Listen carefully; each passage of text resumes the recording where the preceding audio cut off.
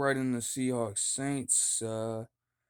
Like usual this season, the offense played very stellar. Geno Smith had a great performance, honestly. A very good game. Made some great ass throws to the second touchdown to Tyler Lockett, especially stands out, though. You know, that happened. DK going off for a major game. Same with Tyler Lockett getting over 100 yards. And then you had Rashad Penny before he got hurt getting, what, like 84 rushing yards? Or 54, but on 8 yards. 8 attempts, rather. And Kenny Walker, as soon as Rashad Penny gets hurt, stepping in and taking one all the way to the house. So even though it does suck for Rashad Penny to get hurt in that fashion, you know, there is actual belief that Kenny Walker can actually pan out very well, which I honestly thought was going to be the case from the beginning. But, with Rashad Penny doing what he was doing to start, not pertaining an injury, he would probably, still get majority of the carries, which makes sense. But once more, our defense, Saints defense rather. I usually don't expect them to play like this. They have the players necessary to stop, uh, you know, teams from scoring over 30 plus points. Cameron Jordan, even in saying all that, still went off. But, Cam Jordan, Tyron Matthew, Marcus May, Marshawn Lattimore, etc., etc. Like, this isn't usually happening to them. So it will be interesting to see what they change in the coming weeks on their side of things. But for our defense, Tariq Woolen once again having a crazy good output. Like, he is a very good rookie cornerback. He might be a top three rookie cornerback in the league, if not top two. And like, you'd argue that. Um, but the rest of us, like, we just could not stop the run game. Mainly Taysom Hill, even though Alvin Kamara had 23 rushes for 103 yards. But most of those, a good portion of those were like garbage carries at the end.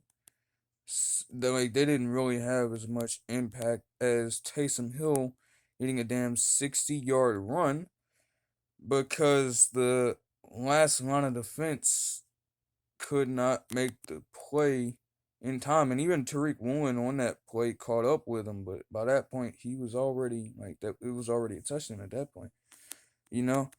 So like a real barn burner game from two teams, I guess most outside of the Seahawks and some Saints fans wouldn't expect to be such an offensive game.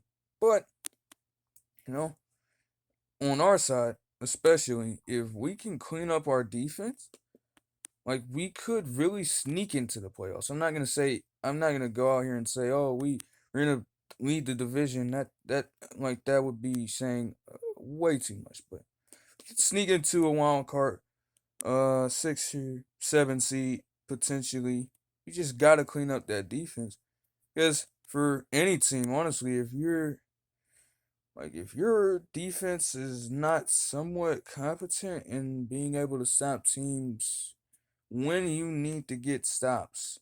And even then, we did get stops when we needed to at times in the game, and holding on Charles Cross got a DK Metcalf touchdown that would have had it be a tie game, got called back because of said penalty. So, you know, obviously that's not why we lost. We got to stop the run game. We got to get better at that. But that doesn't help. You can't expect the offense to always be on their thing, but, it's just little things that can be fixed. But run defense, tighten up, all right? Because we could really be doing some things. We could really seriously be a sneaky little threat if we clean that up. Um, Honestly, I'm not talking about Falcons, Bucks. I'm not talking about Lions, Patriots. It's just, oh goodness, that was an atrocity. I'm not talking about Bears, Vikings either. Cowboys, Rams. I'm not talking about this. But what I will say is that this is such a lose lose for a person like me. You know what I'm saying? As a Seahawks fan, obviously I don't want to see the Rams win shit. You know what I'm saying? But the Cowboys, obviously I don't like them either. So like I'm just screwed either way. It's such a lose lose. I will say though, Matthew Stafford, just look at the stat line. I mean, oh, I don't know, not it's not worth talking about, in my opinion, honestly. Eagles, Cards, uh, Matthew Amendola is just not that good. Just not that good. And honestly, I'll get to it later. But what is it with Matthews missing kicks, man? Rather, just Matthews doing bad in general. Amendola, right on the Chiefs. Stafford, obviously, like it's this is seriously weird. Um, Giants, Packers. Um, like I'm not about to be a person saying that the Giants are going to be Super Bowl contenders or anything, but they are a good team. And if you didn't want to give them that credit before, maybe their schedule was a bit lackluster in competition. Yeah, beating a team like the Packers though. Now, yes, they are in a slight slump, but they're still like the Giants were still underdogs, so you can't really say all of that. You know, like you have to give the Giants a bit more credit now. I think that's fair to say. Saquon had 70 rushing yards and 36 receiving yards too, though he was at -5 for quite a while until that 40-yard reception. Uh, Daniel Jones, it makes a bunch of your fans proud to see that you didn't turn the ball over one time in that game.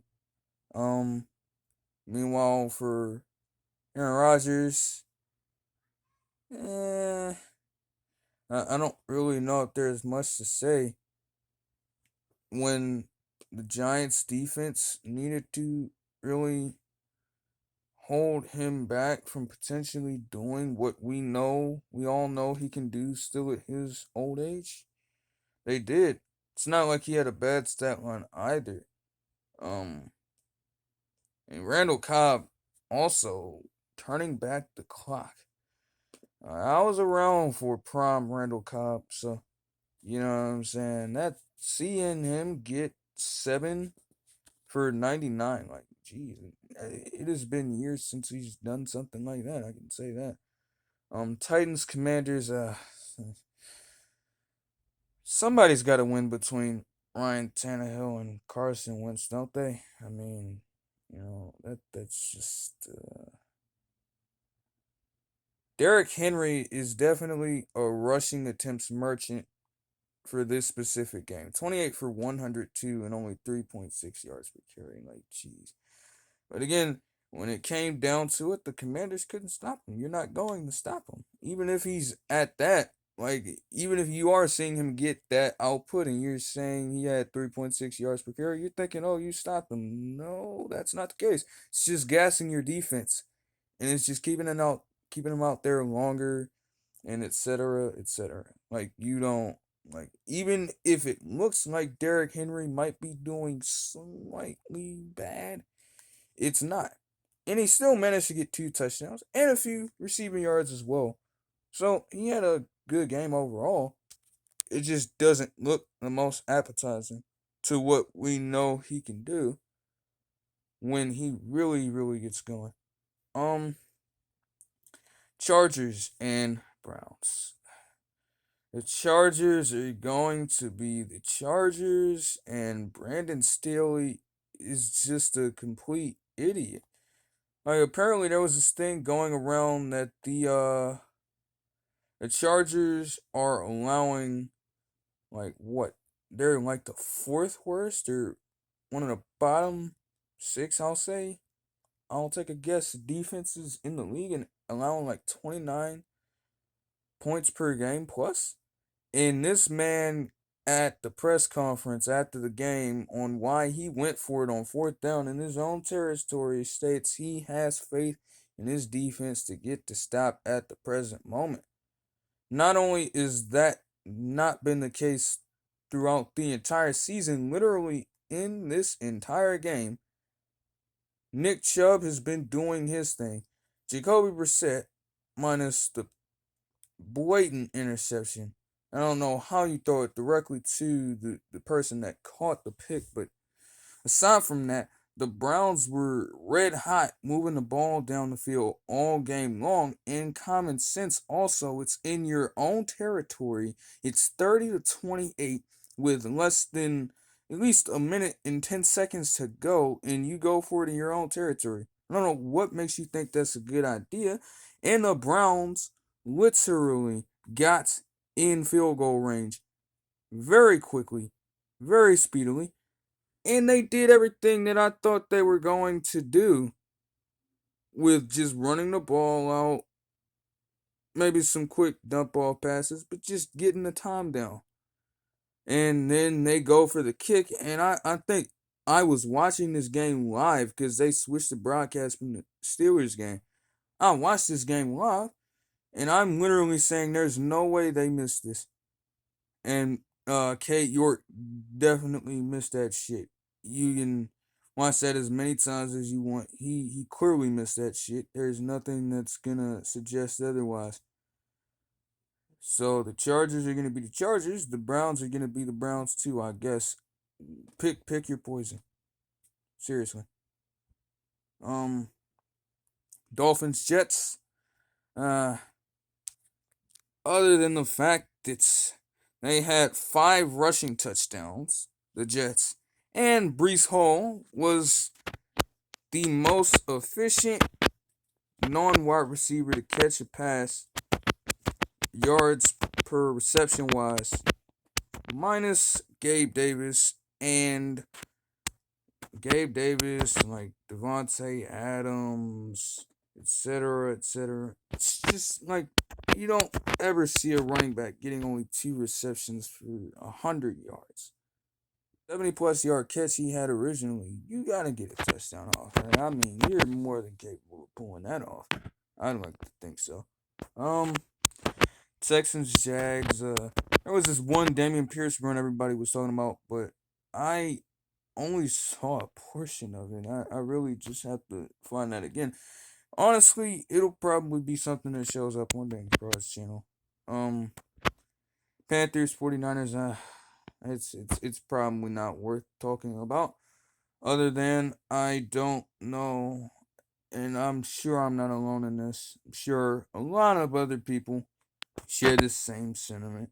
If Matt Rhule is doing this bad, I don't know how he lasts for 5 weeks, and it takes this game to fire said head coach. But I mean, hey, Ravens Bengals. I also watched this game live, but I really don't think there's anything worth talking about there except when you put the game in Justin Tucker's hands, a man who has been the greatest kicker of all time, you could say for the past 5 or so years, I will give it the best kicker in the league for at least 8. Like, if you're putting the game in his hands, you're if you're putting the game, if you're an opposing team, an opposing defense, giving the Ravens the ball back, and the game is in his hands, it's the Ravens' game to lose. He's not missing at all. It just doesn't happen with this dude. And there are always at least a couple games, or maybe even 3 to 4 games every season, that they have to have the game in his hands because the Ravens end up playing such an ugly game, or it is really a one possession game and they need that help. And Justin Tucker, every time, not even though 9 times out of 10, nothing like that, every time he delivers in the clutch. And I'm pretty sure he has the longest current streak of made field goals in fourth quarter and overtime right now. and that's very fitting for a player like him. And then obviously Raiders Chiefs. Obviously, as I'm making this video, Devontae Adams got charged for what he did to the cameraman. Which again, I guess you're gonna go ahead and try to get your money. I really honestly, I don't know. Like, I don't know how the dude sustained an injury from that. I'm not gonna lie. Yes, Devontae Adams is wrong, but how can you tell me you got injured from a simple push on the ground? Maybe a elbow injury, maybe a wrist injury, and then uh but overall, aside from that, honestly, that was just a cherry on top to a Raiders game that was so bad. Like, and again, I will say, yes, the Raiders had this lead, but come on. If you don't understand that no lead is safe when the Chiefs are on the opposite side of that fucking ball, like, did y'all not see the 2019 divisional game against the Texans? Or multiple other games since Patrick Mahomes has been on that team that they have not come back from insurmountable leads time and time and time again. It has been proven, but a bunch of people really thought, oh, the Raiders got this, the Raiders got this. You know, if they had if a few more things go a different way, maybe they could have. But the Chiefs are still the Chiefs, with or without Tyreek Hill at this point. And you think they miss Tyreek Hill too much when you have your high paid tight end, the best wide receiver on that team, I guess you can say. You have him getting only 7 receptions, only 25 yards. That's so paltry, but then you find out he has 4 touchdown catches. I don't know if you miss Tyreek too much if you're literally having a player get only 3.6 yards per carry for 4 touchdowns. Like, and in the red zone, they literally could not stop him. He was on the longer touchdown catches he had. He was literally out here breaking tackles and everything. Like, you're not stopping that man in the red zone. It just doesn't happen. And I know fantasy football owners were happy about that. But I guess overall that is the week. Um I will say something for next week though. The cards, you know what I'm saying? It is going to also be something to see when the Jets go to Green Bay. I doubt Green Bay wants to lose to another. I doubt they want to lose to yet another New York team that isn't the Bills. So you really gonna have to, what I'm saying, be on your stuff. You probably don't want to find yourself in this situation. And also, as a final note, Kenny Pickett, like he is the future. He is the future of that franchise. He's the future of that franchise. Yes, it's looking bad right now. Yes, they're not gonna do anything this season. We know this. We know this, okay? But when you mean to tell me his first up until that pass deflection early in the second quarter, the fact that this man had 25 straight passes, first 25 passes, didn't touch the fucking ground. Yes, he had a pick. That pick, though, much different than the other ones last week, were clearly not his fucking fault. And he still ended up with over 320 plus passing yards. And while the Steelers only scored a field goal, he was moving that ball down the fucking field. He was doing every single thing he was supposed to do right. Like, it is more on that Steelers defense. Yes, it is banged up. And Minka Fitzpatrick was getting burned. And I was like, oh my gosh, what's happening? No, I was also unaware he's playing on with an injury to like his lower, like in his knee area or something like that. Like it's that's fair. But defense as a whole, you didn't guard up. And the whole tone of that game was off from the jump when you have the Bills getting a 98-yard touchdown. A 98-yard touchdown. And then to make matters worse, they literally on the next play after they attempted the PAT, Steelers fumble it on the kickoff. And that could have turned into even more points. It could have been more than 38-3, honestly. Uh and I'm shocked that the Bills also maybe they were trying to, but Josh Allen was really on pace to go for the record set by Norm Van Brocklin. He could have done it. Like there was enough time in that game if you really wanted to pour it on you that was a chance. There was a chance there, you know, and he played solid as well. But don't sleep on Kenny Pickett. Don't think just because they lost in that fashion. Oh, Kenny Pickett is trash. He's not the guy. No, he's the guy. He's the guy. It's just gonna take a little bit time for everything else to fall in place. You know what I'm saying?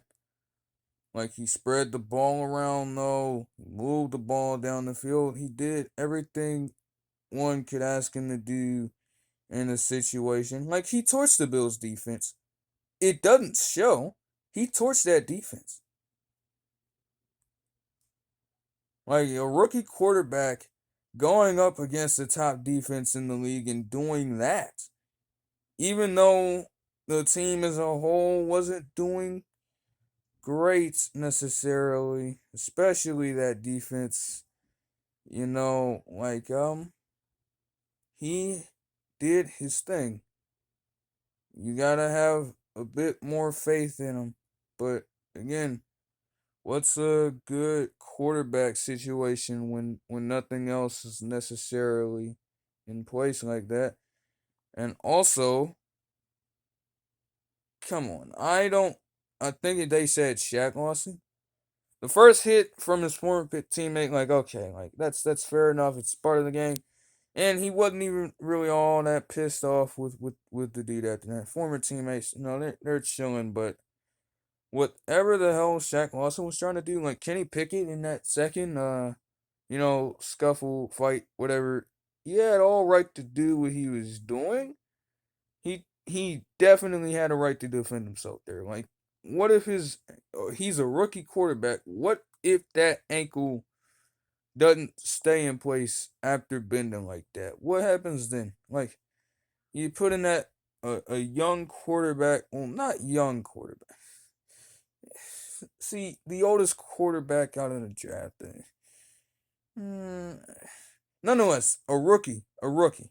You're putting a rookie who's getting his first full opportunity to start, and he played the way he did, but his team is losing like this, and then to make matters worse on him, you're putting him in danger and his career in danger. He has all right to defend himself. And I find it funny that the Tom Brady shit and the Derek Carr shit were roughing the passer penalties, but a man who is literally almost getting his ankle twisted and broken as a rookie quarterback isn't getting a roughing the passer call. I don't know about that. That's questionable to me, but otherwise, this is a pretty long one. I'm going to end it here, and I will see you guys in the next video. Peace.